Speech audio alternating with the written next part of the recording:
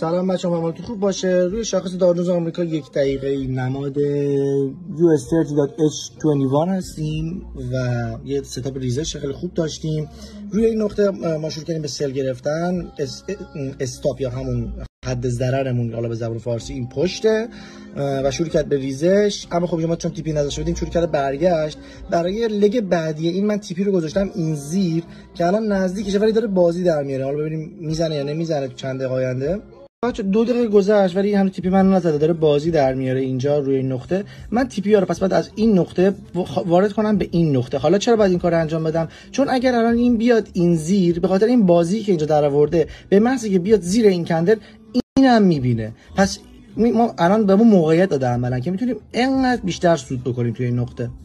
خب بچه‌ها، این اون اتفاقی داشتم منتظرش بودم. اوه زد. بودم توضیح بدم زد. این همون ریزش که انتظارش داشتم. اگر میومد زیر این باید تا این چیزام میرفت که خب اصلا نذاش حرف بزنم، زد و می‌خواستم روش توضیح بدم که اتفاق افتاد. پس فهمیدید چه بچه‌ها؟ اگر وقتی میاد اونجا بازی در میاره، یعنی خیلی از بایرها سلرها سر اون نقطه دارن جنگ میکنن، پس اگر بیاد زیر اون تا لول بعدی حرکت خوشو میکنه.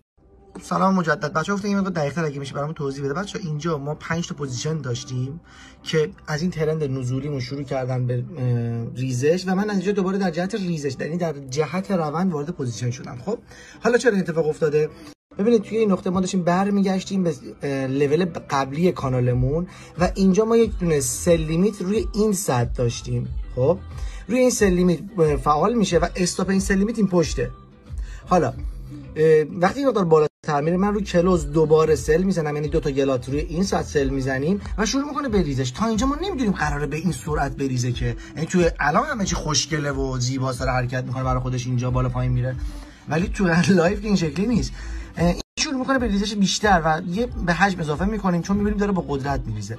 دوباره کندل بعدی چون این گپ این وسط رو داریم، روی کروزش سل میزنیم و دوباره با قدرت میریزه سل میزنیم، یعنی داریم روی در جهت روند اصلی وارد پوزیشن میشیم و اینجا بهترین نقطه خروج بوده. اما چون اون لحظه من تیپی نداشتم، تیپی زده نشد، این برگشت سریعا، پس دنبال یه نقطه خروج بهینه میگشتیم.